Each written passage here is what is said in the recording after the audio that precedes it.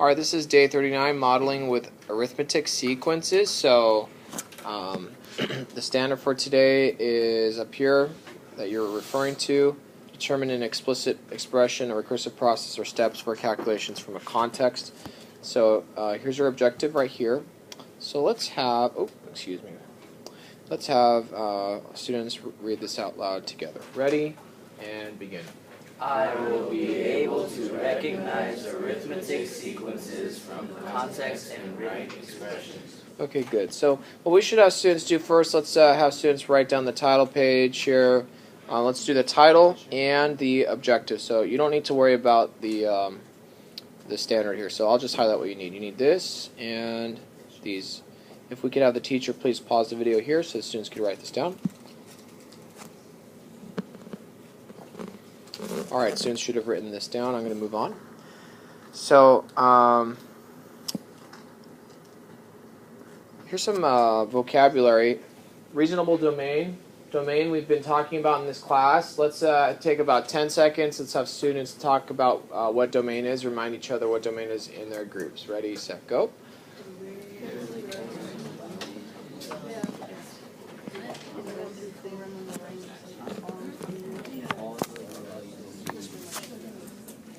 Okay, what was domain again? Can someone volunteer what's domain? Like if I looked at a graph, what was the domain? 1, 2, 3, 1, 2, 3, 4, right. It's the x-axis, right? We're talking about where on the x-axis, which I'll just represent as this red line. If the y-axis was like this. Let's say you had a graph that went across, like looking from left to right. How far does the graph go from left all the way to right? Does that make sense? So reasonable domain is like sometimes we don't include like every number like we've been doing because we're talking about whole units. Like let's say I was at like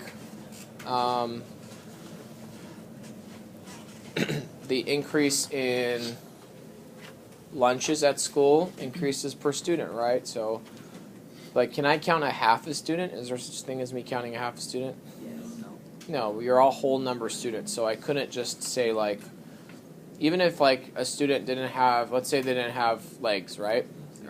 Are they still, are they a half a student or less of a student? No, because that is not reasonable, okay? So, and kind of mean if we said that, right? So, we would say they're still a whole student and they still need a lunch. Does that make sense? Okay, good. All right. The other thing we've been talking about is sequences, right? So, example that I always give is 5, 10, 15, 20, right? What's the next number in the sequence? 25. Keep going. 30, 45, 40. Good. Good. Okay, so then how much is it going up each time? 5. By 5s, right? Let me try to confuse you a little bit. Let's say it was like this: 8, 13, 18, 23. What's the next, like, 3 numbers? 33, 38, 43. Okay. It was kind of hard at first, but then you got it, right? What's my difference every time? 5, right? But what's my f of 1 here? What's the first number in my sequence here? 8, right? Do you see that? So the first number really affects what happens in the subsequent numbers, okay? So, and of course we have our good old explicit rule right here. You should all know that. So let's just have you write this explicit rule down on the side. Teacher, please pause the video here for a moment. Students, write down the rule, the general explicit rule. Okay, so let's continue on here.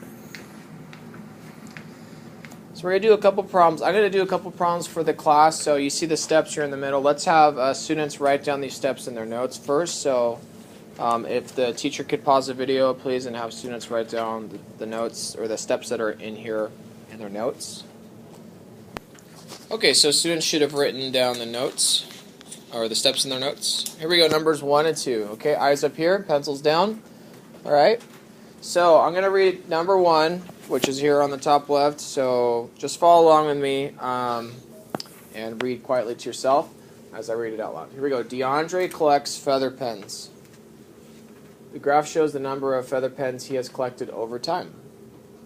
According to this pattern, how many feather pens will DeAndre have collected in 12 weeks? Okay, so I'm imagining a student named DeAndre likes feather pens. Y'all know what a feather pen is? It's a pen with a little feather. So you could wiggle it around while you write it. It's kind of fun. Or you could like, those are, oh yeah, Harry Potter had feather. Did they? Those were wands. Yeah. Those are old-timey things, huh? We did differently. Yeah. Oh, like a quill? Yeah. Ah, quill. Yes.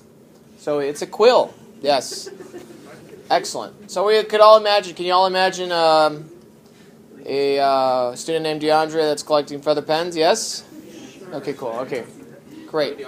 Let's all look up here, please. Here we go. So, as a student, I want to look at the graph. I want to imagine the story in my mind. I'm thinking about a student named DeAndre, and then I'm looking at this graph they give us down here. And when I look at a graph, as any time I look at it, eyes up here, you should always look at your x-axis first. And you're thinking, what does it represent? It represents the time in weeks. So it's going by 1, 2 weeks, 3, and so forth, right? And it stops at 6, but we could pretend that it could go on forever, but we don't know when he's going to stop collecting pens, okay? And then on the y-axis, I look at that next, and it says that's the number of feather pens, right, or quills, right? So it goes by tens, right? So then I look at the data that I have here, and I'm noticing, hey, the first week, the student has 18. The second week, the student has 37. The third week, the student has 56. And the fourth week, the student has 75. Does that make sense so far? So, I want to see if this is a sequence, right? So, a sequence, it goes, by the same number. So, 5, 10, 15, 20, 25, 30. Is that a sequence? Yes, good. What about this? Is this a sequence? 5, 10, 15, 20, 21, 24, 30, 35, 40, 41, 45, 47, 49, 50, 55, 60, 65, 70. Is that a sequence? No, why not? Good, okay? Good. All right, so the next thing we want to do is we need to make a table. So we're going to make a table. So step 1, it says represent the given in a table. So I'm going to just put my n down. And these are always the same, 1, 2, 3, and 4. We're going to just do these first 4 terms in my sequence. And then I'm looking at f of n is, for the first one, f of 1 is 18. F of 2, I'm looking down here. Well, I get 37. F of 3, I'm looking down here. I get 56. F of 4, I get 75. Y'all see that? I'm just copying what I see on the table or on the graph into my table. Yes? Okay. Then I want to see, is this a sequence? What do I add? What do I add to 18 to get 37? 19. Good. What do I add to 37 to get 56? 19 again, right? That's good. What do I add 56 or 256 to get 75? 19. Good. So this is a sequence. So then my D, or difference, is going to be positive 19. So that's good. So then my f of 1 must be the first term, which is 18.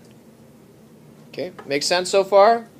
Good. So this is a sequence right here. Good. So we've just done step 1. We made a table. Step 2, we found the common difference. And step 3, we just wrote down the difference and f of 1. Stuff we've already been learning. Now we're going to do step 4, write an explicit rule.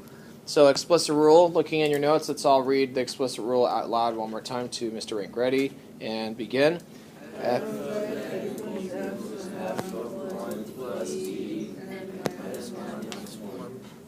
Good. Okay, so here's your explicit rule.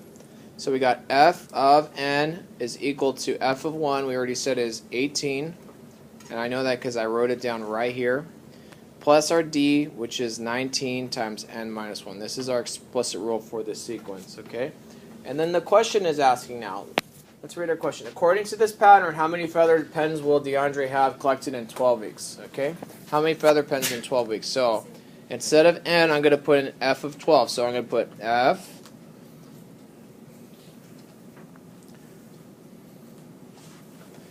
of 12 is equal to 18 plus 19 times, well, what is 12 minus 1? What's 12 minus 1? 11. Good. Now I have to do some multiplying. So we got 19 times 11. Okay. So we got f of 12 is equal to 18 plus 209. And then 209 plus 18 is 227. That's correct. Okay. So f of 12, or the 12th number in our sequence, is 227, which means nothing right now, right? What did the question ask now? How many feather pens will DeAndre have collected in 12 weeks? What would my answer be as a complete sentence? I'd write that down as DeAndre would have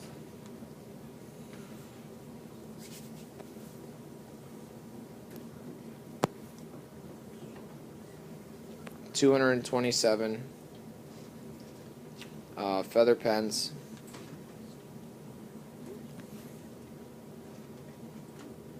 in 12 weeks. Okay? That's number one. Does that make sense? Okay, good. So, again, what did I do? I represented the sequence given in a table. We did that here in this big table right here on the left. I also verified if it was a sequence. Step 2, I found the common difference. It was 19. I just checked here. Step 3, I'm labeling, right? I'm doing that right here. I'm labeling my two f of 1 and my difference. And then I'm creating an explicit function here on step 4. Step 4 right here. We're creating that. Step 5, find the term we are looking for by substituting the value. So we are looking for, and the question says in 12 weeks, right? How many pens will DeAndre have? So I'm just plugging that into my explicit formula, and we get 227. And of course, I'm writing a complete sentence. We still have one more step, but I want to do that a little bit later. Okay, I want to show these same steps again through on number 2. Okay, I'm going to go a little more quickly. Number 2, eyes up here. So Eric collects stamps. The graph shows the number he has collected over time.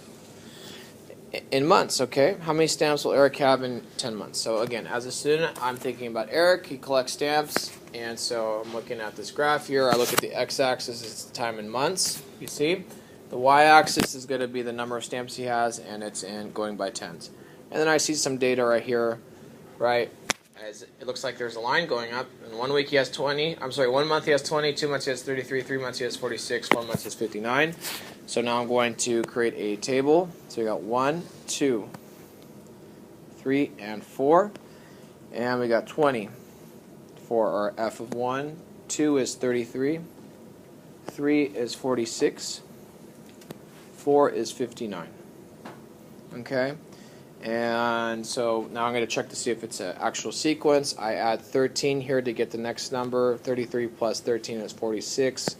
46 plus 13 is 59. So we have our common difference, or our D, is going to be equal to positive 13.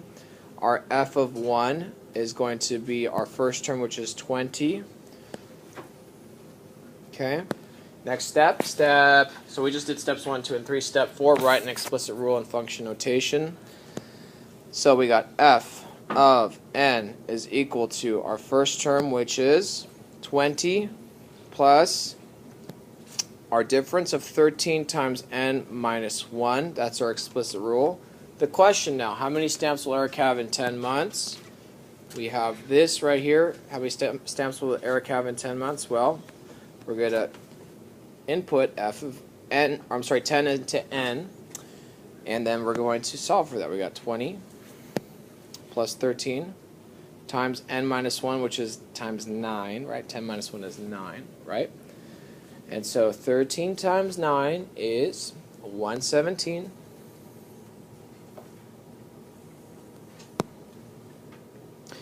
And then we have to add that, so we get 137. So f of 10 is 137. Then we ask ourselves, how many? Let's look at the question. How many stamps will Eric have in 10 months? We would say Eric has, or Eric will have, actually,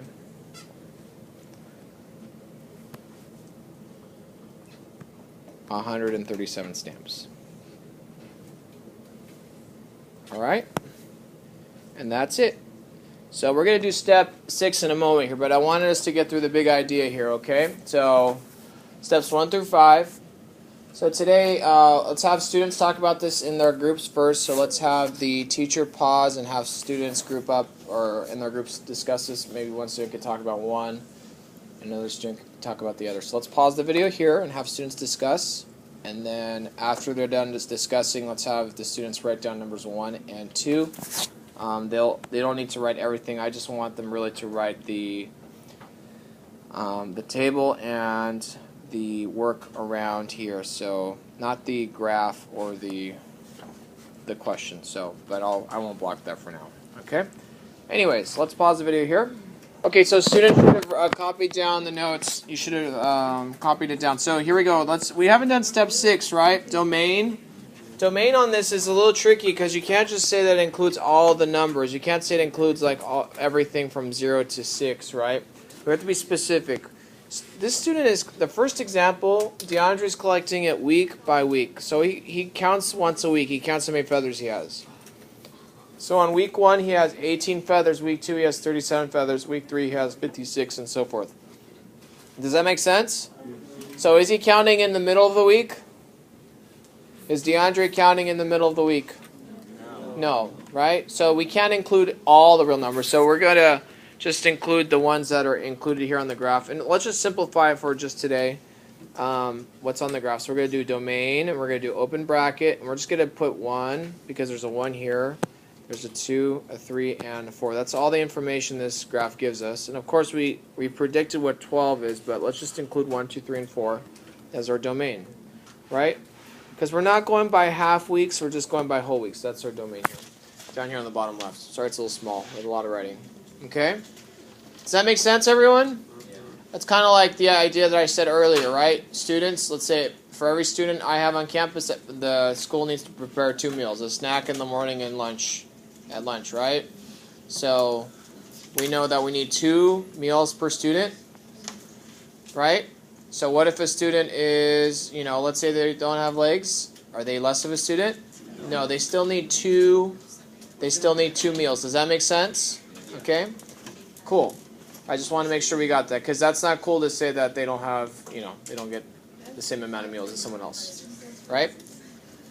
All right. Anyways, next one, number 2. So what's the domain? Let's have students turn to the others in their groups, discuss what's the domain on this one. You'd be surprised what it could be. Go.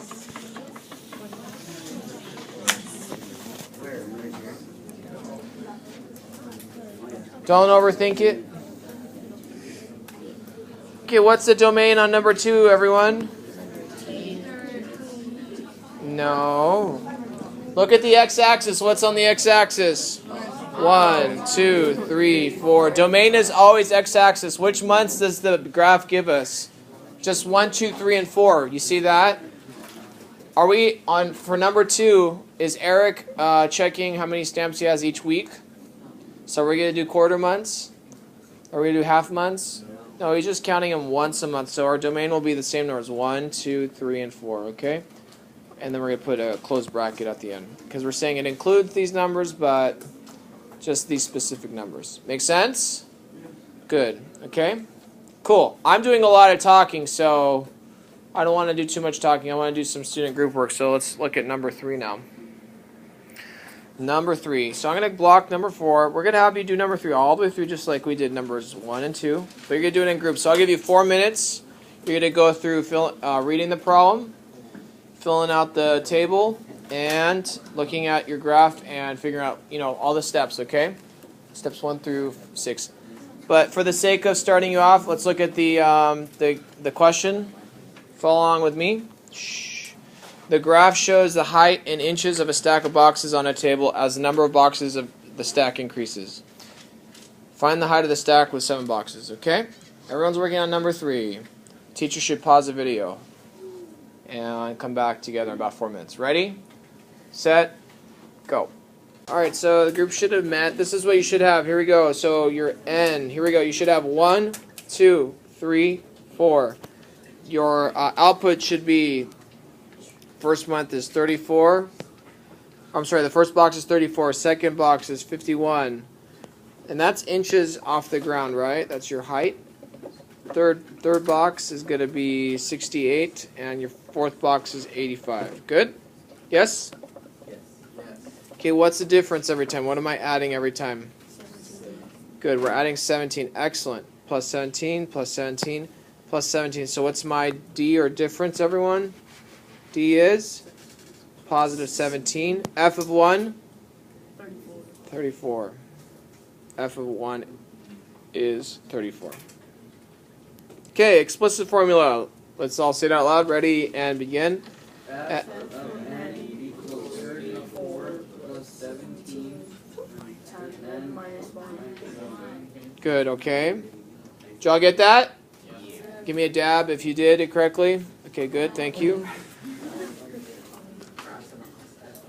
I like using... Okay, good. Excellent. Okay, so now we want to see the question. So it says 7 boxes. Ready? So we have to do F of 7 equals 34 plus 17 times what? 6. Good. What's 17 times 6? 102. Good. So what's 102 plus 34? Good. 136. So I got a question. How high are 7 boxes? Good, 136 inches, okay? So you should have a sentence written down. Okay? So how's group work? Any questions on this? Question? Are you stretching? Okay, good. Okay, here we go, number 4. One more. This one will be... You'll need to use a calculator on this one because this one's getting a little bit bigger. So you can use a calculator on your iPads or on your... Yeah, iPads, that's good. Or if you have a calculator. Okay? Teacher should pause the video, give students about 4 minutes to do this one. Ready, set, go. Okay, so on this one, we have the odometer on a car reached 34,240 on day 1. So that's what you get at the end of the day. That's what, when it comes home, that's what it says. And then at the end of the next day, we're going to add 57 miles to it. If this pattern continues, what will the odometer read on day 15? So... Okay, so we're going to start filling in our table. There's the end of each day. So, and we can make this table go longer. So we're going to just have it go to 4 days, but the question is asking how do I get it to 15 days. So on the end of the first day, we have 34,240 miles. Second day, we have 34,200 and what? 97. End of the third day, how many miles? 34,000 what? Okay. On the end of the fourth day? 34,000 what? 411. Good, okay. And we keep doing this, right? And this is assuming that the car gets the same miles each day. They have the exact same trip and they put the exact same miles each day. Okay, so now we want to figure out what is our F of 1 and our D. So our F of 1 is just the first day, which is 34,240. Our D, the difference we're adding each day is positive 57. We're going to do our explicit formula. So you should have had this F of N equals 34,000 plus 57 times N minus 1. Okay? And then we have, the question is, what will the odometer read on day 15? So we're going to put F of 15 in, which is equal to 34,240 plus 57 times 15. 15? Oh no, 15 minus 1, right? Which is 14. Then we're going to use our calculator, okay? So it's totally fine for you to use a calculator. It is a tool for us to move more quickly. So we got 57 times 14 is 798. We're going to add that to our F of 1, which is going to be 34,240.